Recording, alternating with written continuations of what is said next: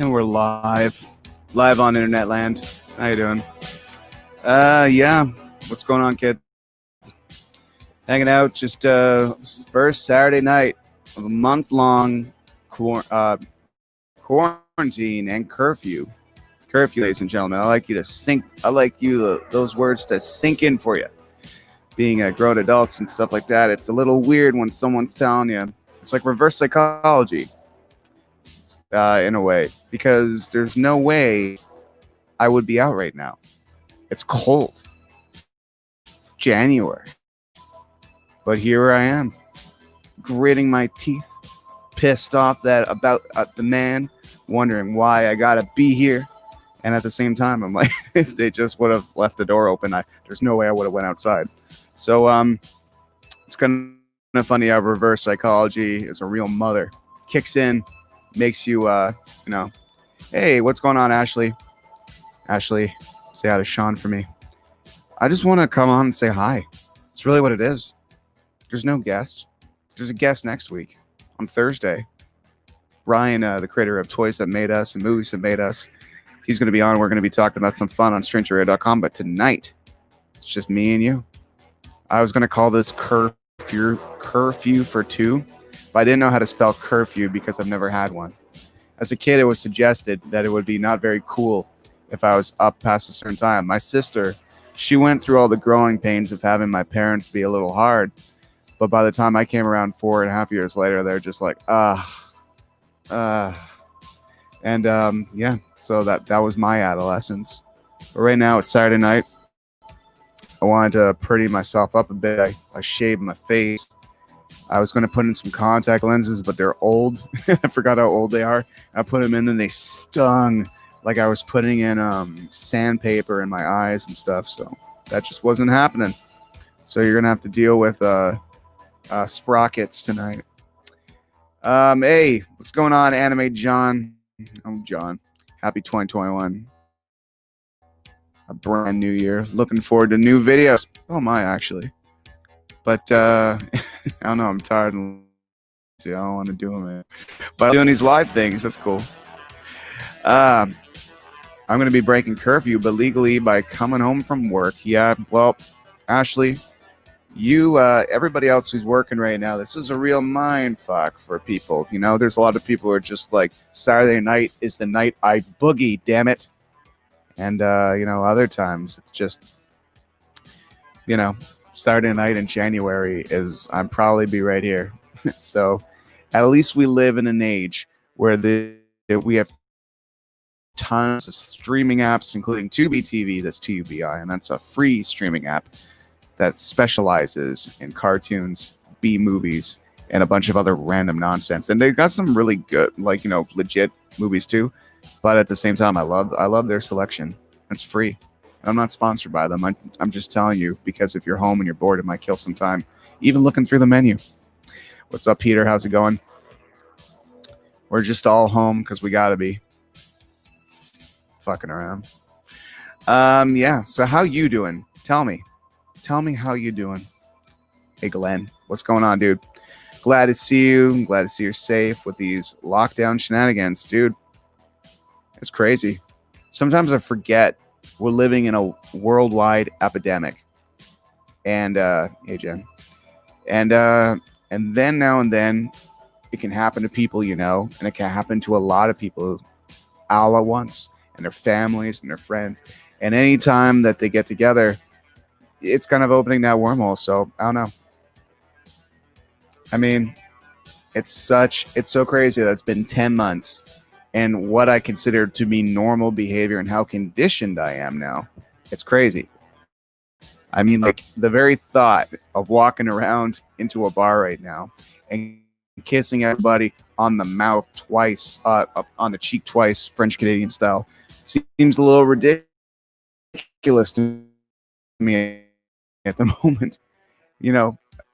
Just as I'm serious, I did some work for who they have a show tonight. A live virtual show. They coined this really funny phrase, BC, before COVID. And when we're shooting from a very far distance a few months ago, I almost ruined a take by bursting out laughing because it was the first time I had ever heard it, because it's so witty and so easy. BC before COVID. My God, it's amazing. Hey, Ryan Lint. What's going on, my fellow Ryan? I'm in Ontario, so curfew is not a thing yet. Well, Ryan, I think that's because I live in a province of and that's in Canada, the rest of Canada. They've always kind of played different songs despite being the same band, you know. That's a very deep political statement I'm just made up right now. All right. Stefan says, hey, Ryan, just walked the dog. It was weird. Stefan, did you feel like you were in I Am Legend? Because I did. It's the closest I've ever felt to being Will Smith or Vincent Price. So anyway, yeah. Oh, Glenn said a wedding for June 2022. Hopefully everything will be normal by then, and you'll be on our guest list. Glenn, what do you think? How normal is normal ever going to really be again? I mean, I'm looking forward to having some kind of life back. But at the same time, I would just like to specify right now how appreciative of how old I feel these days. And had I been 22 and single and full of vinegar and just wanting to go in town and make my statement, this will be harder right now. But luckily, due to back pain, and a complete disinterest to brave cold weather, I'm actually all right. I could be worse. It could be worse. Oh, Jen, she says, have a great night. I miss your face. I miss your face. And I could see it there. Right there. I could see your face. John, what's going on?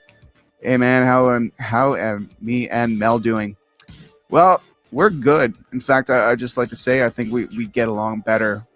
We've been together for 10 years this May, but, we met each other around February. But we've actually been together for 10 years. So it's kind of funny how you can be together for years, and if you're coming and you're going, and there's always kind of if there's ever any tension, there's always somewhere to go. But this is the first time we've ever actually had to kind of there's nowhere to go. So for a few months there was some adjustment period about how, she would take the crazy stick about COVID and precaution than I would, because we're both nuts. And then we found this middle ground, and ever since then we've been really, I don't know, I don't think we've ever been as strong of a team before as now, which is weird, because sometimes in this, COVID period, I keep hearing about divorces a lot.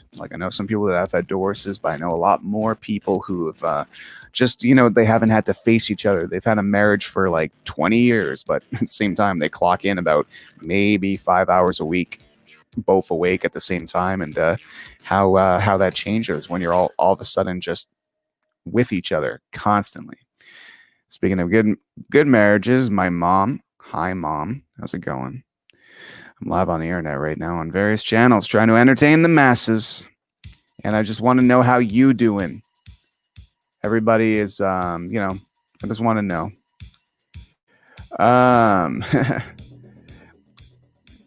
The curfew broadcast. Nice. Yep. There might be some curfew broadcast, man.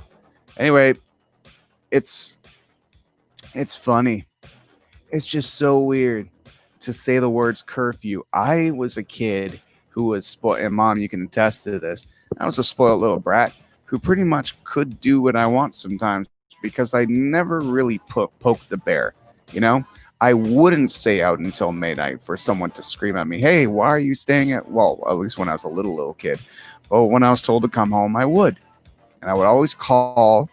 So this curfew stuff, I remember when friends would have curfew and they would get grounded all the time. And I don't know.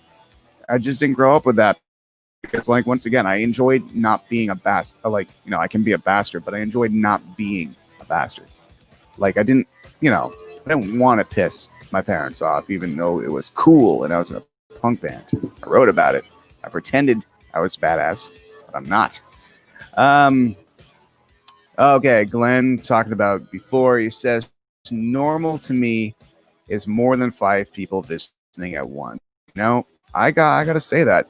I don't need to be around 30 or 40 people at a time. But what's weird is what I do with a living for what I do for a living and what is in public events. And what I've done for 21 years has been a guy in a band on stage. And in my mind, the more people you have in one room at the same time, the more successful you are. So I equate a room where you could barely move and you're all sandwiched next to each other. And sometimes people would feel really, like overwhelmed and be like, "Oh my God, there's so many people in here." But to me, I'm just like, "Wow, whoever's putting this on really did a good job promoting." It's a little different. So it's weird to have lived December. I'm gonna turn that down for a second. It's weird to have lived December not having worked a bunch of conventions, not having had my Christmas show that I've had every single year for like 12 years. So that's pretty nuts. It's taken some getting used to. But like I said, the old thing is helping. The back pain is helping. It makes me less, I want to hit the town. I'm like, nah, man, my house is cool. Look at this light. I got this light from Melissa for Christmas. And it's got settings. She surprised me with it before Christmas. I was so impressed. Okay, let's see. There you go. Look at that. That's how you make the joke. That's how you let the Joker know who's boss. Anyhow, so I'm not going to go on too long tonight, but I just want to say I miss you all. And I miss little visits. I miss communication. I miss randomness. I miss being able to go somewhere and see someone spontaneously without a bunch of red tape and rigorous preparation. And I miss that beautiful random chaoticness, going out into the world and not being sure who you might see and the adventures that you might get into together. I miss that the most. What is John saying? End of the month, moving to a new place and keep being awesome, everyone. Moving to a new place is exciting.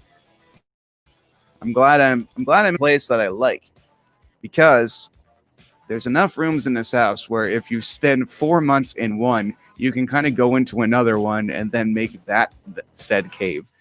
And Melissa and I kind of rotate throughout the week. It keeps things interesting. You know, a few days we're just pretty much, we're working everything. We'll just live in the kitchen when we're both working on a project at once. And then we'll live in the living room for a few days. It keeps things interesting. Glenn's saying that's an awesome light and we miss you too. The things I used to take for granted, I gotta say, I'm gonna take these glasses off for a second. The things I used to take for granted before all this kind of went down, I didn't realize like what a bad birthday is until I stand in this. Keep in mind, my birthday is April 18th, so lockdown was only about 3.5 weeks old, so things were still pretty intense. And I remember like seeing my friends only through a house party app, and my parents seeing them for the first time in a month, and we all ate some pizza at an awkwardly far distance from each other in my backyard on a very cold April day. Now, what April's going to be like this year, I cannot tell you. I do not know. But I will say that I have had many birthdays. Some I don't remember due to alcohol. Some I don't remember due to indifference. But I will never forget April 18th, 2020. As long as I live. My cold fingers and mouth burned from the top of eating a hot pizza very quickly because it was cold are feelings that are synonymous with that year and that particular celebration. I get on the old glasses here and see when everybody's saying, "Hi, Shannon." My God, I've known Shannon since what? We were 10? Yeah, 10 years old, I think. Shannon has seen literally puberty beat the crap out of me. I mean, when I was a kid, I looked like the Jerry Maguire kid, but with like a huge overbite. And then she probably just saw it as puberty and the years would go by as just age would just stretch things out and just turn things around and say, oh, that wasn't right. Then turn it back and watch me grow like 4 feet in 2 years. I literally have stretch marks of how fast I grew when I was 11 to like 14. Hey, what's up? What's up, David James Ross? Believe in yourself, trust your instincts, do a barrel roll. Nice. Star Fox. I love it. That's what Pepe says, right? Oh man. That's that's amazing. And oh, hey Einstein, I'm on your side. Fox, that's one of ours. Slippy? Yeah, good old Star Fox 64. Thank you for saying that, man. You put me in a good mood right there. Yeah, my dog's named Star Fox. Well, Fox, but he's actually named Star Fox because when we decided to get in our, I don't know how good the connection. So we'll see. Yeah, we got my dog. I remember when we got my dog. My dog is a rescue and had been, kind of in the holding shelter for about a year and a half because he couldn't find anyone. I won't give out his entire biography publicly live because some of it is a little private. But I will say that I was not in the mood to get in our dog. And Melissa, our good friend Jess, she told us about a dog that needed a home and told us the situation. And when I heard a year and a half in a cage, I said, okay. And then Melissa's like, you don't get it. This is the first time ever you are getting a dog that you decided to get. And you will never forget this. And I'm like, for another dog. And I remember the first time Fox and I ever made eye contact, and he was coming out, and his little head tilted like this, and it's just been nuts, man. It's been 4 years since this February we've had Fox. 4 years, and he's snoozing there in the corner, so it's lovely. Oh, Glenn, you're talking about best 64 game of all time, second to GoldenEye. Well, I'm going to put you on that one, Glenn, because the predecessor, I should say, I'm not really good with words, if you haven't noticed, of what every Zelda game would be like after that. So, anyway. All right, we need a dog. Yeah, I don't even know how to say all that. But yeah, let's talk about 64 games there. Back in that, my band, the Holiday Hooligans. We have a song called "All I Want for Christmas Is Nintendo 64," and you'd think that we'd get our shit together and we record that song and release the history of Nintendo 64. But that year came and went, and now it's 2021, and we missed that 1997 mark, that 2017 mark. But maybe we'll catch it on the 25th anniversary. John Burton in the house.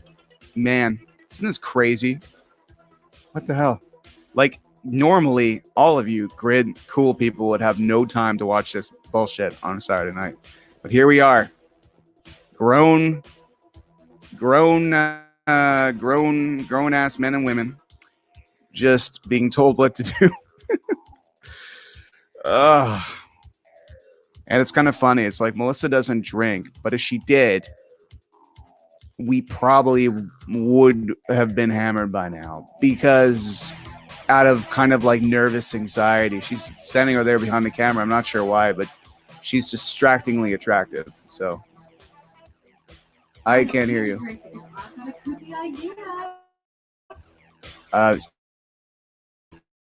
They can't hear you. They can't hear you. Okay, but I'm live and they can't hear you. I should call my show. Curfew Enthusiasm. Yeah, that's the new name of the show. Curfew Enthusiasm. You know, I gotta say though, it's like we from what I understand and what people have been telling me, especially people that work in hospitals and all that stuff, this is really like there's just like this is a Hail Mary. This is an attempt to just not fill the hospitals as much, and all hospitals are very full. Although I hear from other people that there's only like 60 beds in the general hospital for COVID patients. So there's a really strange back and forth of what is real, what isn't. It's crazy. I don't know. I'm a moron. I don't know anything. But curfew your enthusiasm is awesome, and that is what it is now. Curfew your what? Oh, curfew your enthusiasm. Ah, okay.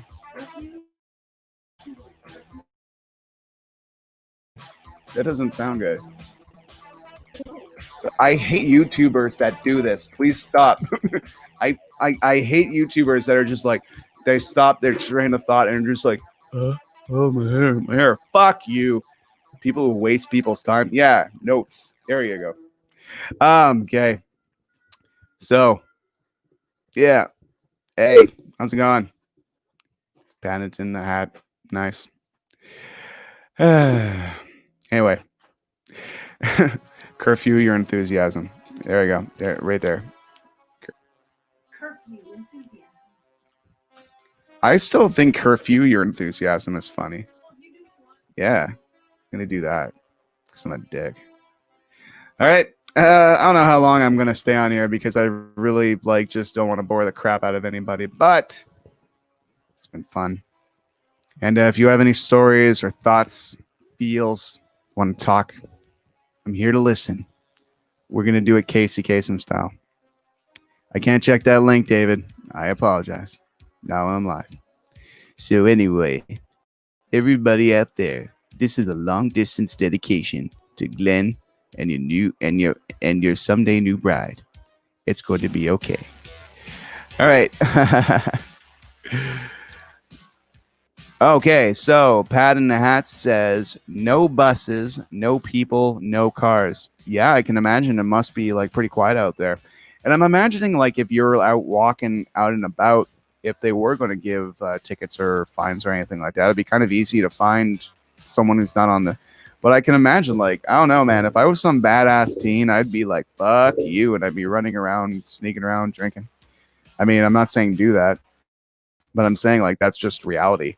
Because I'm old and I won't bother doing anything. If I was still like young and full of like fuck you sauce, I don't know, maybe I would. But that was a long time ago, see, because I haven't been 16 for 20 years. That's a long time, see, to not be 16. But yeah, luckily I still have hair. PJ Ryan and Mission Hill, episode 1. Yeah, man.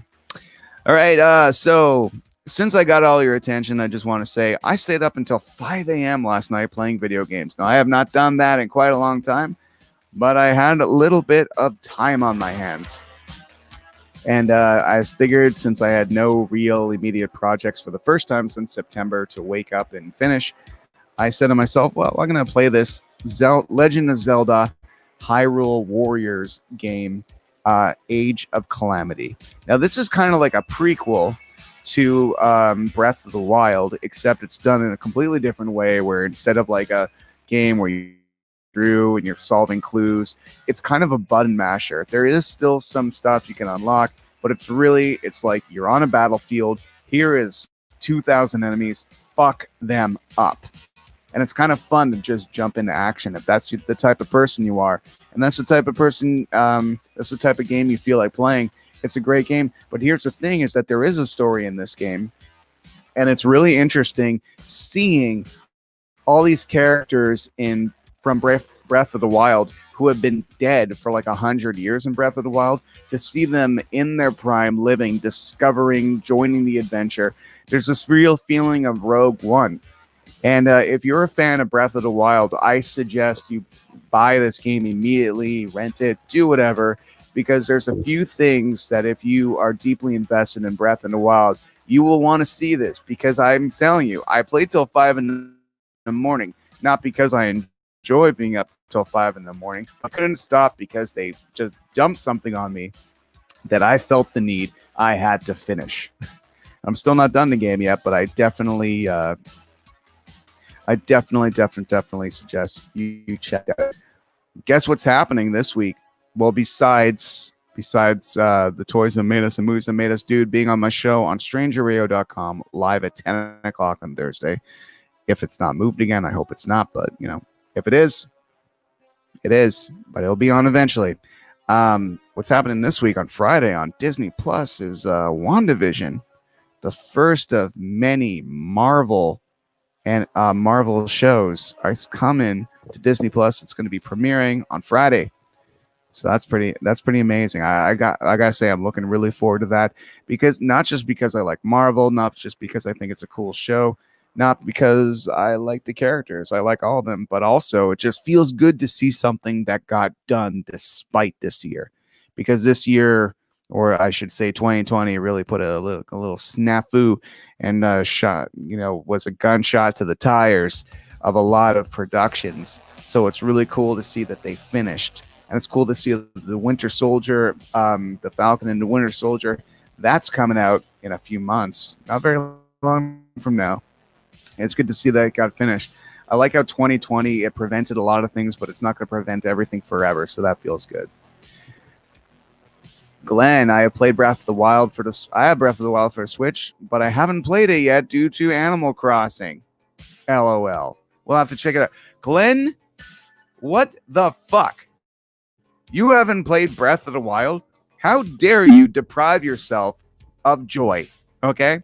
Breath of the Wild is probably one of the best fucking Zelda games since Ocarina of Time. It took everything you loved about Zelda, it turned it on its head, and it made you just go, what the fuck? And the game is huge. As soon as you think, oh, this is a pretty big world, it's like, nah, man, you just discovered a continent. This is a world, sir. World. Breath of the Wild is a great game, but it doesn't really have direction. Find it easy to get distracted and lose interest. Jen, I'm glad you said that, because you're right. It does lack direction, because it takes you, the person who says, I'm going to create my own narrative for this game. I'm going to go to this place. I'm going to go to that place in the order in which I choose.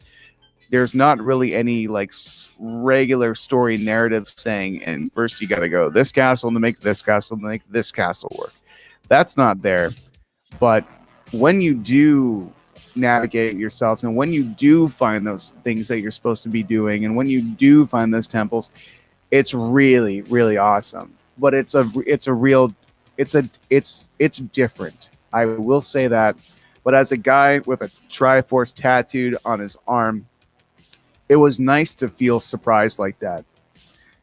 Funny enough, Montreal guitar hero Frank Marino, he was on this show on strangerradio.com, the real version of it. I'm not on strangerradio.com right now because I didn't want to check the schedule or bump anybody or get in the way. But it'll be strangerradio.com from now on for the rest of the year. Yeah, I called him. He's a friend, but I was going to call someone else, and I called him by accident because they have a similar phone number. And, and I almost hung up. I'm like, oh, I think I have the wrong number. And he's like, Ryan? And then we end up talking for an hour and a half. This is like last year. No, 2 years ago, I should say. Last year doesn't count. And it was really interesting to connect with him, especially on The Legend of Zelda, because he's the guy that showed me The Legend of Zelda first when I was a little kid, because he's known my mom and dad forever. So we were talking about Breath of the Wild, and he was talking about how he really didn't like, how the lack of direction. He didn't like the lack of score.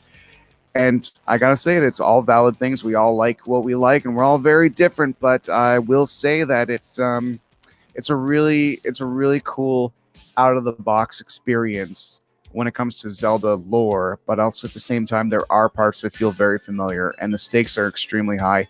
And it's kind of like, it's just weird because you wake up in the future and you don't remember anything, and slowly your past comes back to you.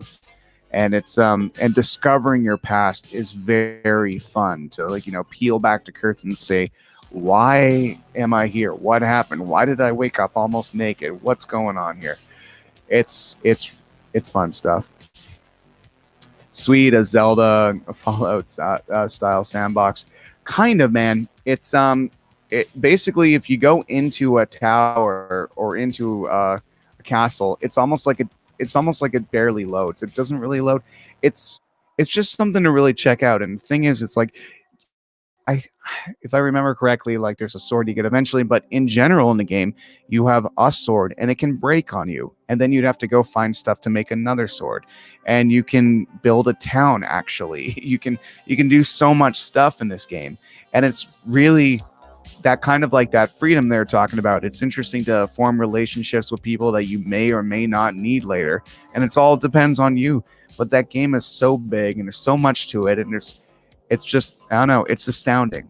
And I really, just as a lifelong Zelda fan, I'm really glad. But I'm also glad about this Hyrule Warrior stuff, which is just about levels, and sometimes there's time constraints.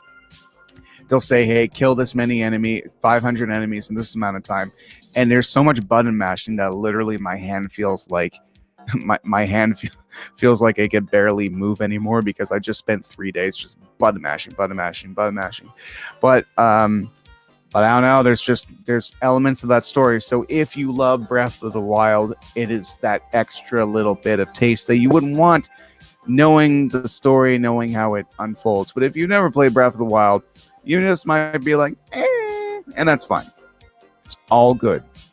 It's all good. Can't believe I've been on half an hour. Thank you, Jesus. Everybody watching right now, thank you very much for not making me feel alone and pathetic. I appreciate it. It's so easy to do that, see? Now, yeah, it's going to be a long month. It's going to be interesting. But, I just pretend that we're hiding from the vampires, because it makes things interesting. And I got to note that blue looks the best on this light for future endeavors. And, yeah, what you saying, Dave? Dynasty Warriors is way out. Yeah. In fact, I'm glad you said that, David. Hyrule Warriors is kind of based. It's got the same. I think it's almost the same engine.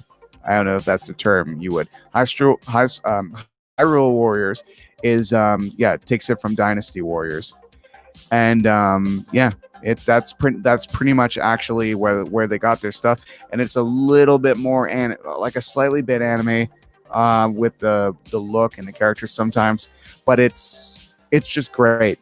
And without giving things away, just at about 2:00 in the morning yesterday, something happens in a prequel that makes you really just want to know and see what's happening, and that's what added 3 hours to my night. It wouldn't have happened otherwise, but just, I don't know, if something made me cry and made my button finger just say, I don't care if it hurts. And just kept going. Better than drink alone. That is what the subtitle description of what my show will be someday. It'll be like, Ryan Stick Show.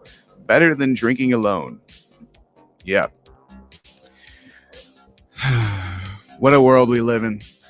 But, it's not the end of the world. There is new content coming out. I mean, and if you want to go back, really, I mean, we've had besides 2020, we've had some of the best streamed content or best television shows really to ever, quality-wise, story-wise, to ever exist has all been in the last 3 years. So if you just want to go back and look at Crave and Amazon Prime, I mean, Hunters is great. Kidding on Crave. Kidding is fucking amazing. It's with Jim Carrey, and he plays kind of like a disenchanted Mr. Rogers type character that's on the verge of a nervous breakdown. And it's not like Jim Carrey being like, hey kids. It's more soft, Mr. Rogers. Really? Okay. But but it's directed by Michel Gondry. So the visuals is nuts. And what they do with the show and the practical effects, it's just, and how trippy it is. It's like a beautiful show. And I showed my friend Steve, and my friend Steve was just said, dude, that legitimately was one of the best, the most beautiful shows I've ever seen. I'm like, I know, right? So if you like, dramas with a little bit of dark, I wouldn't even say drama. It's comedy too, in a way. It's just dark and strange and beautiful and crazy. And of course, there's The Boys season 1, season 2. I mean, there's that to enjoy. Netflix has a bunch of stuff. I have a list of stuff I want to check out. I want to watch Queen's Gambit. I keep hearing about that. I want to watch Soul. I want to watch the last 15 years of The Simpsons. Get around to doing that sometime. It's not the end of the world, everybody. We got stuff to see. And video game wise, I mean, geez, I'm so happy to be a member of the Nintendo Network because I downloaded Stick of Truth the other day and had 3 hilarious days of giggling because I never had played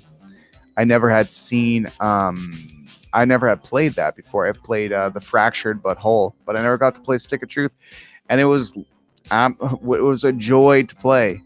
And it's just really cool that I can download the games and stuff like that. I'm just saying, I'm putting a positive spin. I'm sponsored by no one, but I'm like, I would rather this happen in 2020, given that technology can entertain the shit out of me this much, than when I was bedridden, when I was 18 years old, having broken my face 3 places, and I was eating through a straw literally for like 2 months.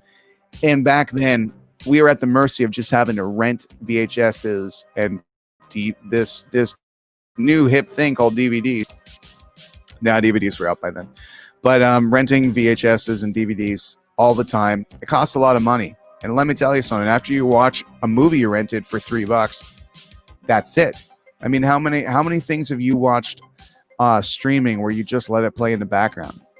Nobody was doing that when you're spending $3 a shot on something. That show's reality. Jim is so jaded with his acting. He's like, that's like his life on camera. You know, he's amazing in that show, though. It's really amazing. He really. Oh, Mom says Soul was great. Mom, sometime I would like you to watch Kidding. It might not be your bag, but at the same time, it might really be. I'm not sure. But my mom saw the movie Fat Man today.